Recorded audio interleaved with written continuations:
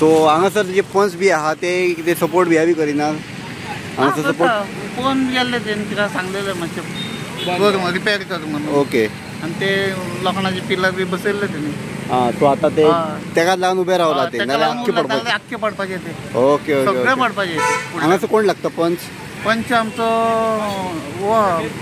Chandu Haramalkar. Okay okay okay. Sarpanch okay. आणि आमचो MLA बी आहा हांगा मायकल लोबो.